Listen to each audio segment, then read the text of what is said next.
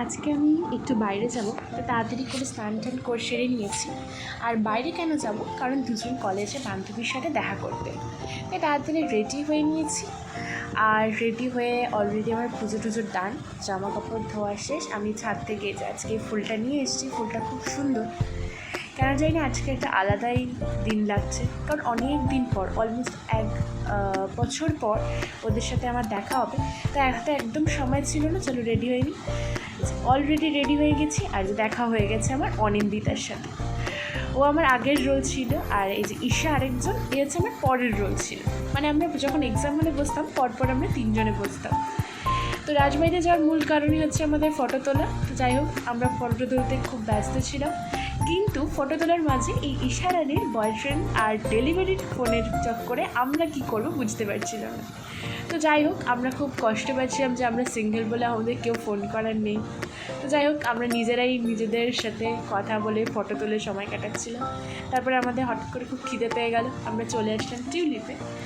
যাই হোক, এবার টিউলিপে আমরা স্টার্টার, মেন কোর্স অর্ডার করলাম। আর সাথে তো নানা রকম গসিপ, আড্ডা, এগুলো তো আছেই। এরপর চলছে খাওয়া দাওয়ার পর্ব। এক বছর পর কিন্তু দেখা হয়, কিন্তু মনেই হচ্ছে না যে আমরা এক বছর পর দেখা করছি। সেই আগের মতোই সব কিছু আছে, কিন্তু হ্যাঁ, একটু তো সবার মধ্যে একটু তো চেঞ্জেস আসবেই, কারণ এক বছরে অনেক রকম পরিস্থিতি সবার মধ্যে এসছে, চেঞ্জ হয়েছে।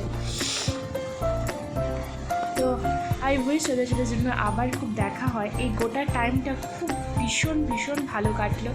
আর বিশেষ করে অনিন্দিতার সাথে কিন্তু বা ঈশার সাথে কিন্তু প্রথম অত ফ্রেন্ডশিপ ছিল না, কিন্তু যখন লাস্টের দিকে, যখন 2 বছরে, তখন আমাদের মধ্যে ফ্রেন্ডশিপগুলো খুব ভালো স্ট্রং হয়। আরও দুজন আসেনি, সেটা যে রানী ও এঞ্জেলা, ওদের খুব ভীষণভাবে মিস করছি।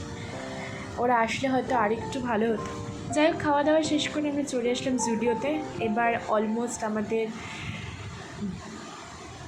শেষ পর্যায়ে, কারণ এরপর জুডিও থেকে আমরা যে যার বাড়ি চলে যাব। মন খারাপ নিয়ে এবার বাড়ি ফিরে চলে, কারণ আমাদের বাড়ি ফেরার টাইম হয়ে গেছে। আমরা যে যার মতো এবার বাড়ি চলে যাব। চলো, আজকের মতো এখানেই, টাটা।